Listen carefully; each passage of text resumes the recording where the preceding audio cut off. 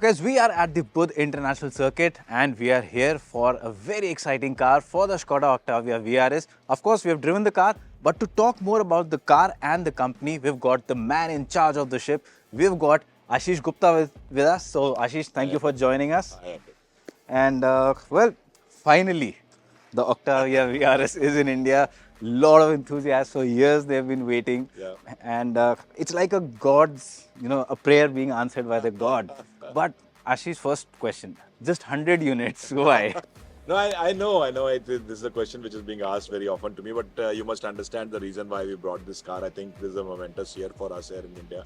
We are celebrating 25 years in India, and when we sat down together of what to do to celebrate 25 years, I think the natural choice was first the Octavia, because that's the car that has defined the Skoda brand in India, and secondly the RS, which is the pinnacle of Skoda engineering. And that's the reason why Octavia. And we wanted to keep it a very celebratory tone and a very exclusive kind of a launch. So that's why the 100 numbers, but the response has been outstanding. The first 100 were sold out in 20 minutes. We have more than 300 more bookings with us. Customers are waiting for this car, and this gives me a lot of confidence that also I can try to get more cars into India next year. So there's always the possibility that as more demand comes in, people can have some hope of buying the Octavia VRS in the future. It's our duty to keep the people who are waiting for this car informed. Right.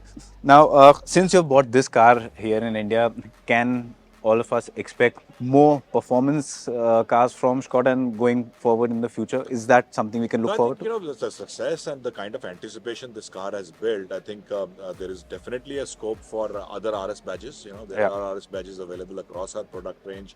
Definitely, I'll be considering them. So, thank you for the outstanding response. It gives me a lot of confidence. Yeah. And Ashish, going forward, do you have any plans to, sort of bring the combi style in India, maybe in limited? I'm sure in limited numbers you might be able to. Arpit, that you guys will have to tell me, because a combi style has never worked in India. To be honest, so that would be taking it too far from my point of view. I would rather focus on cars which customers really want, which is the Octavia, other RS badged versions. For the Kodiaq, let's say. You could also think about the Superb, someday.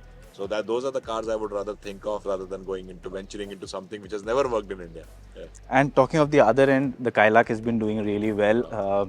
What are your expectations from Kailak going forward? Does it continue to be the driver, the momentum creator? Because you also have the new sedan, you also have the Kushaq coming in, the Kushaq Slavia versions coming in. I think just by the nature of the Indian market and the segments, the Kailak segment will continue to be the biggest. So the Kailak will continue to be our volume driver. The sub 4 meter SUV segment is almost 30% of the Indian market. Right. It's huge volumes, and with the GST reforms, I think the growth rates in that segment will grow even further. Yeah. So naturally, by the structure of the market, the Kailak will continue to be our biggest volume driver. The Kailak is a perfect car for that segment as well.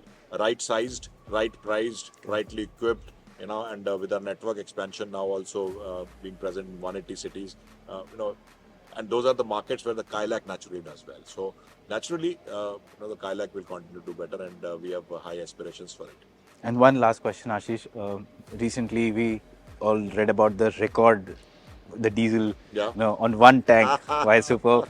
Now, a lot of people love, the Skoda diesels that were there in the past. Is there any possibility for our viewers of seeing Skoda diesels coming back? I would never say never. Yeah. So definitely, I think just like the love for the Octavia and the Octavia RS, there's a lot of love for the diesels and especially the Superb. So, as I said, never say never. But at this point of time, I wouldn't like to commit a timeline. All right, great. Thank you so much, Ashish. As always, pleasure talking to you. Thank you.